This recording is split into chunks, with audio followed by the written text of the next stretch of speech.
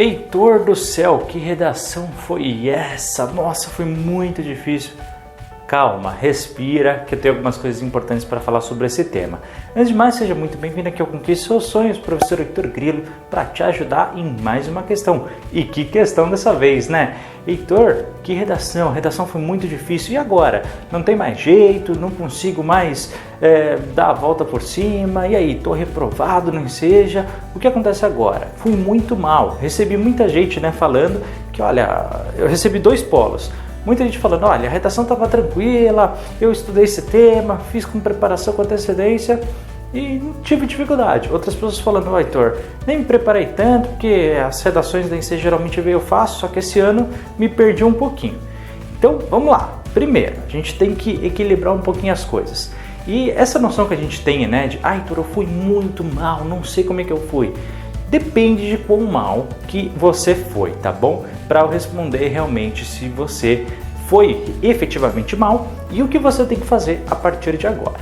Então, o primeiro ponto que você tem que saber, que muita gente na hora do desespero tá falando, Heitor, fui muito mal, certeza que eu tirei 0. Pessoal, você só vai tirar 0 em algumas condições específicas. E aí eu te pergunto se foi esse os casos, tá bom?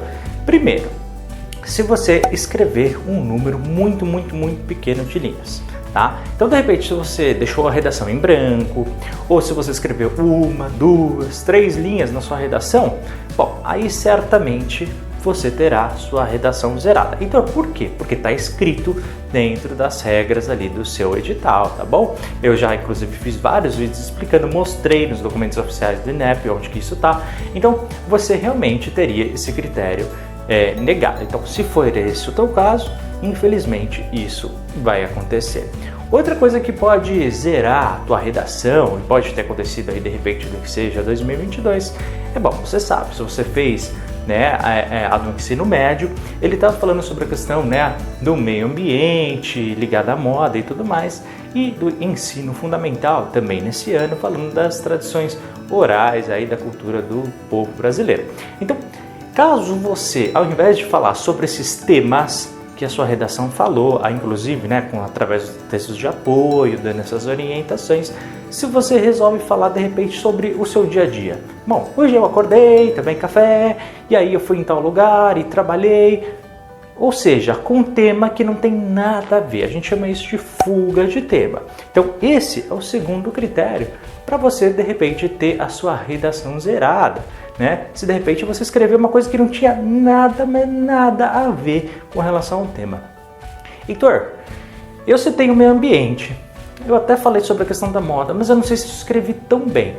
Opa, isso é completamente diferente, pessoal. Uma coisa, a gente não conseguir defender bem o nosso argumento, o nosso ponto de vista, ou de repente não ter aquela boa ideia para contra-argumentar ou para tomar uma posição sobre alguma situação.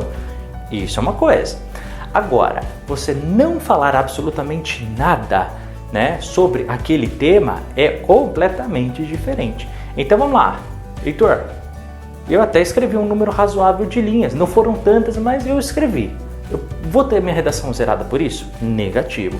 Heitor, olha, eu até desenvolvi o tema, não fui tão bem, não me aprofundei. Mas eu falei sobre essa questão da moda, eu citei ali no texto, falei mais ou menos ali sobre a questão do meio ambiente. Vou ter minha redação zerada por fuga de tema?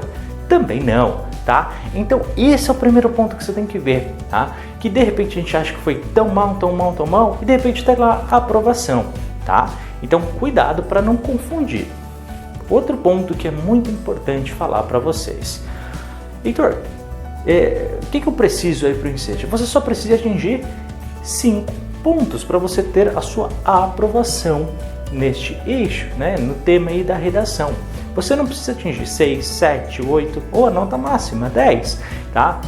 E isso, pessoal, é avaliado dentro daqueles critérios que eu passo para vocês, tá bom?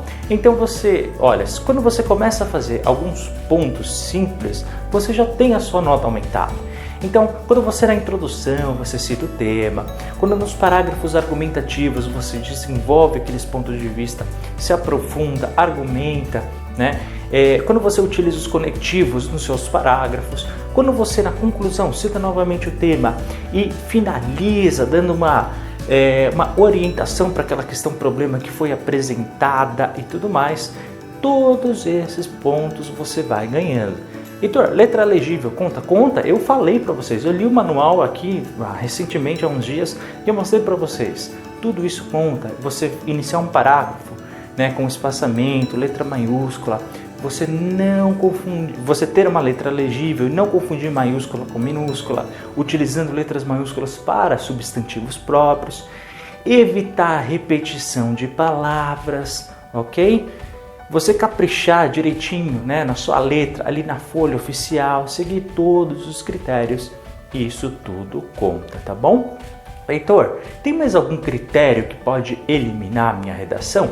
Ainda tem alguns, mas aí são critérios um pouquinho mais discrepantes que eu acho que a maioria já percebe, tá bom? Então, por exemplo, se você não utilizar a caneta preta na redação, tá? Heitor, escrevi em vermelho. Então, nem sei como é que você levou a caneta vermelha, que não podia. Era só a caneta preta, tá bom? Heitor, durante ali a minha redação, eu, em vez de escrever um texto em português, eu fiz em inglês. Né? Qualquer coisa que não seja escrita em língua portuguesa, pessoal, também você vai ter sua redação zerada. Só eu escrevi em aramaico, em latim. Não vai dar, tá bom, pessoal? Só dá para em português. Por fim, se você não seguir o modelo dissertativo argumentativo, né, realmente você pode ter a sua redação zerada e realmente você pode ter ido mal, tá bom? Por exemplo, se você fizer um poema ou uma música ao invés de escrever a sua dissertação. Não, aí também não pode, nós vamos ter um problema sério aí, tá bom? Na nota final. Então, o que você tem que perceber? Caso você não tenha feito essas coisas que eu disse, você está no jogo e você pode sim ter a sua aprovação, mesmo que seja uma nota aí próxima aí a 5, a 6, a 7. E também tem outra coisa, pessoal, isso não está nas regras, mas a gente sabe como é que funciona essa coisa aí de concurso público, de Enseja, de INEP, de Enem, e geralmente tem uma coisa que acontece, tá?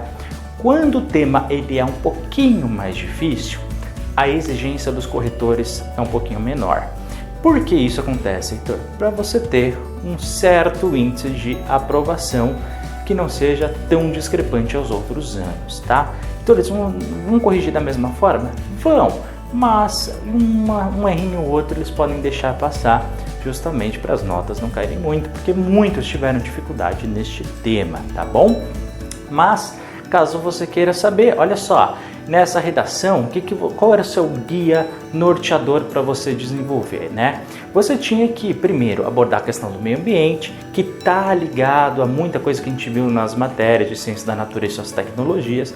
Então, falar dessa questão da preservação ambiental, que eu falei várias vezes em aula, né?